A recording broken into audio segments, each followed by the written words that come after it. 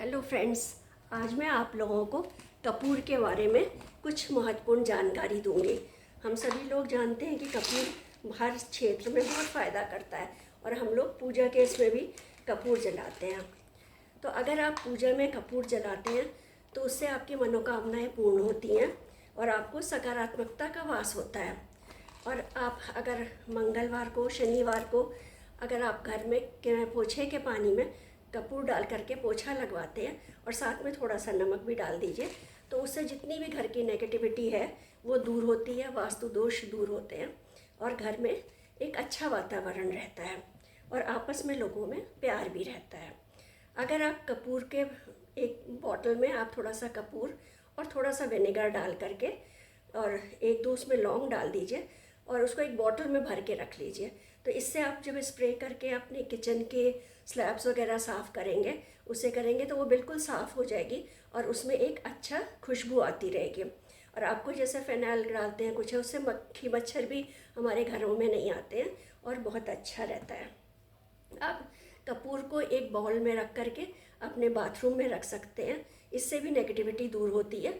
Bathroom में हम कहते हैं सबसे ज़्यादा नेगेटिविटी होती है, तो आपके वास्तु दोष जो है वो भी दूर होता है अगर आप बाउल में कपूर को बाथरूम के अंदर रखेंगे। और साथ ही साथ अगर आप इसको कपड़े की पोटली में बांध के अपने घर के दरवाजे पे लटका देते हैं तो उससे भी कोई बुरी चीज़ें आपके घर के अंदर एंटर नहीं कर पाती हैं और आपका घर सिक्योर रहता है।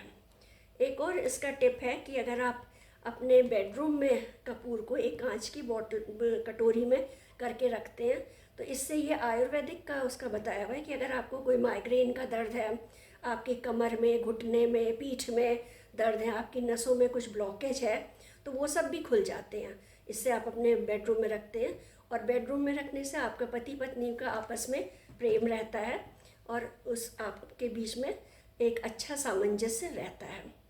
अगर आप कपूर की गोली को अपने पिलो के नीचे रख के सोते हैं तो वो भी आपकी सेहत के लिए बहुत फ़ायदेमंद रहता है।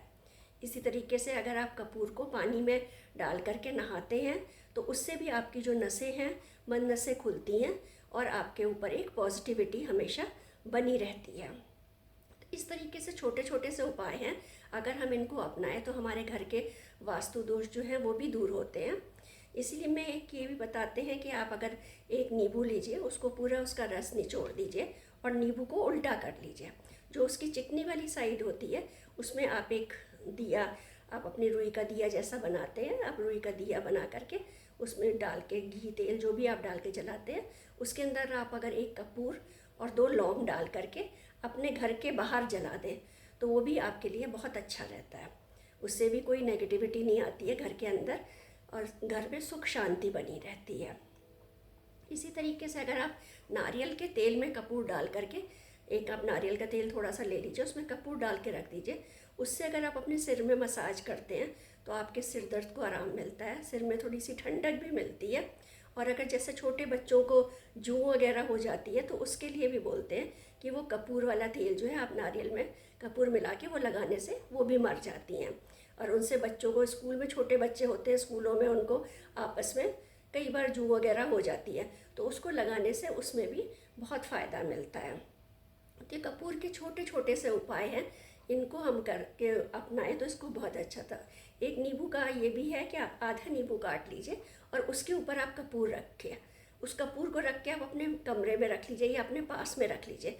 तो उसकी स्मेल से भी आपको जो माइग्रेशन का जो दर्द होता है, माइग्रेन वाला, उसमें आपको आराम मिलता है। और उसकी खुशबू आपके अंदर जो जाती है तो उसकी आपकी बंद नाक वगैरह जो होती है वो भी खुल जाती है। और अतः कोरोना के टाइम पे भी हम लोग करते थे कि एक आप छोटी सी पोटली, अगर आपको अभी भी कोल्ड होता है तो आप एक कपड़े की पोटली में कुछ कपूर, 4-5 कपूर के वो रख लीजिए और 4-5 लौंग डाल लीजिए और उसको अच्छे से बांध के आप अपनी पॉकेट में रख लीजिए। अगर आपको कोल्ड है या बंद नाक है उसको आप सूंघते रहेंगे तो उसकी आप बंद नाक जो है आपकी वो खुल जाती है और उसकी फ्रेगरेंस, अगर आपने अपनी पॉकेट में रखा है, बाहर जा रहे हैं तो उसकी फ्रेगरेंस धीरे धीरे आपकी नाक में जाती है और उससे आपकी नाक खुली रहती है, आपके सिर दर्द में भी आराम आता है और आपको कफ एंड कोल्ड में भी काफ़ी आराम मिलता है। हम लोग जो ये विक्स वेपोरब वगैरह ये सब लगाते हैं, इसके अंदर आपका कपूर होता है, पेपरमेंट होता है, ये सब चीज़ होता है, नीलगिरी का तेल होता है, वो सब जो है हमारे चेस्ट कंजेशन उसको दूर करता है। इस तरीके से इसी में ये कपूर को भी हम अपने घर में यूज़ करते हैं, तो वो हमारे लिए बहुत फ़ायदेमंद रहता है। आप कपूर की 2 टिक्की किचन में भी आप जो आपका साउथ का है, साउथ ईस्ट डायरेक्शन है, उस डायरेक्शन में अगर आप कपूर रख देंगे तो उससे घर में किचन में बहुत एक अच्छा वातावरण रहता है। अगर आप खाना बनाने के समय कपूर को जला दें तो आपका मन प्रसन्न रहता है और आपका खाना बनाने में मन लगता है, या जो भी कोई मेड भी आती है वो अभी आपके घर में खाना बनाती है तो वो भी अच्छा रहता है कि उसके अंदर भी उसकी कपूर की खुशबू से पॉजिटिविटी जाती है और वो भी एक अच्छे मन से आपके लिए खाना बनाती है। कहते हैं जैसा खाओ अन्न वैसा रहे मन। तो अगर हम अच्छे मन से अपना खाना खुश होकर के बनाते हैं तो हमारा खाना खाने वालों को भी शरीर को लगता है वो, और हमें पौष्टिकता प्रदान करता है।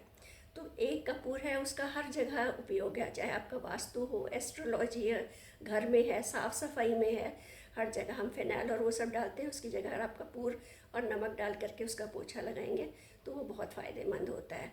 उसके अंदर आप 1-2 बूंद नींबू का रस भी डाल सकते हैं, तो उससे घर में एक बहुत अच्छी खुशबू आती है। और आप उससे किचन की स्लैब वगैरह साफ़ करते हैं तो वो भी बहुत हाइजीनिक रहता है और वो बहुत फ़ायदा करता है। आई होप आपको मेरे ये कुछ कपूर के टिप्स पसंद आए होंगे, और आगे मैं आपसे फिर ऐसे ही मिलती रहूँगी अपने नए नए आइडियाज़ के साथ। Thanks for watching and encouraging me. Thank you friends.